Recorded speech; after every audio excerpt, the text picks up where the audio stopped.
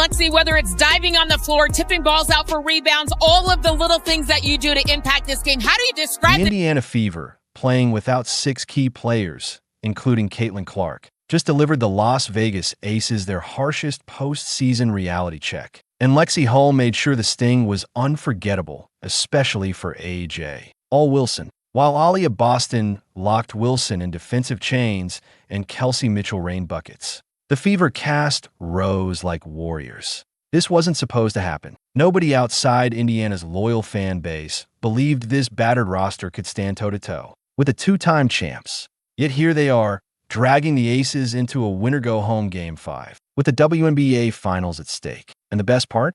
Lexie Hull didn't just show up on the court. She verbally dismantled Aya Wilson's post-game temper tantrum, humiliating the so-called MVP and reminding everyone that Indiana refuses to bow to the league's favorites. If you're fired up for the Fever, then comment fired up. What happens when the whole basketball world writes you off? The experts on ESPN brushed them aside. Odds makers called it a mismatch, and the Aces laughed off the idea of being challenged. But the Indiana Fever, short-handed, bruised, and missing 6 players including Caitlin Clark, refused to accept the script. This wasn't just a playoff game. It was survival, and they treated it with the urgency of a team hanging by a thread. Think about the setup. A 6th seed, dragging half a roster of healthy bodies into a game against the powerhouse Aces, loaded with stars, trophies, and swagger. Vegas strutted into Gainbridge Fieldhouse, expecting to close the door. Instead, they walked straight into a storm. By the end of the night,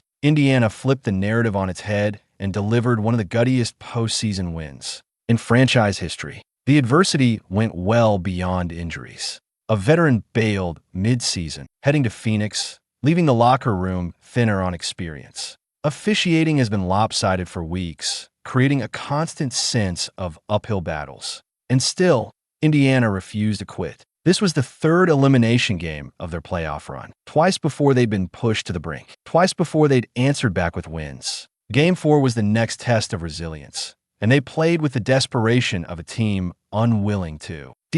Execution was everything. The Fever protected possessions, chased down loose rebounds, and stayed connected on defense.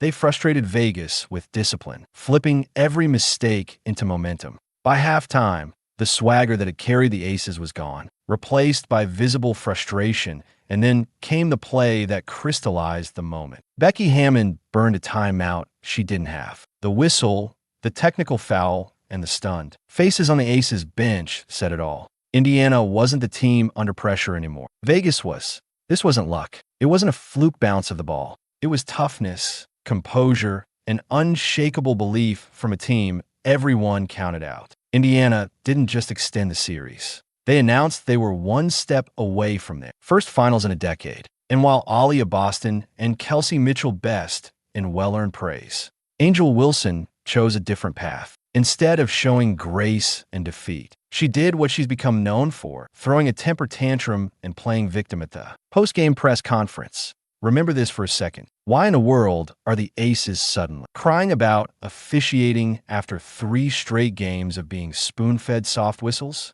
That's the hypocrisy staring everyone in the face. Because if you've been paying attention from Game 1, it was the Fever who kept getting burned by the refs. Every time Aaliyah Boston battled for post position, she'd get hit with a foul. Every time Kelsey Mitchell fought to stay in front of her defender, she was punished with a whistle for the slightest contact. And who benefited? Las Vegas. Freebies at the stripe fueled their rhythm, padded Angel Wilson's numbers, and gave them easy points that Indiana never saw. So when Game 4 rolled around and the Fever finally attacked the rim enough to earn their whistles, suddenly the Aces bench erupted like the world was ending. Funniest part?